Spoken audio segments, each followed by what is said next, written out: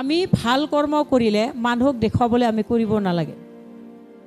মানুহে বাহ প্ৰশংসা কৰিবৰ কাৰণে আমি কৰিব নালাগে বুলি কৈছে। বাইবেলে কৈছে দে, আমি যি কৰোঁ মনৰ পৰা ভালৰ কাৰণে, তেওঁৰ জীৱনত ভালৰ কাৰণে, কাৰোবাৰ জীৱনৰ ভালৰ কাৰণে আমি কৰিব লাগে।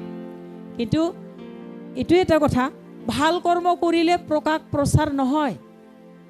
কাৰোবাক যদি উপকাৰ 5-6 বছৰ উপকাৰ কৰাত একো নাম প্ৰশংসা আপুনি নাপাব পাৰে।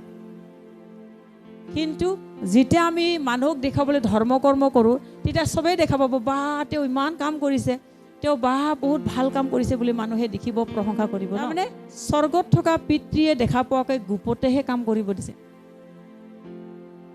মানুহক দেখুৱাই পেলাই নকৰি আমি ঈশ্বৰৰ কৰ্মটো আমাক ঈশ্বৰে কৰিবলৈ দিছে। সেইকাৰণে মানুহৰ প্ৰশংসা পাবলৈ কপটীয়াবিলাকৰ মনত ভাৱ, মোক প্ৰশংসা কৰে নেকি, কোনোবাই ধন্যবাদ দিয়ে নেকি, কোনোবাই আগস্থান দিয়ে নেকি, কোনোবাই মোক আগত বহাই পেলাই প্ৰশংসা কৰি থাকে নেকি, সেইটো মনত কপটীয়া যদি ভাবি পেলাই এইবিলাক কাম কৰে, তেতিয়াহ'লে তাত একো লাভ নাই বুলি কৈছে।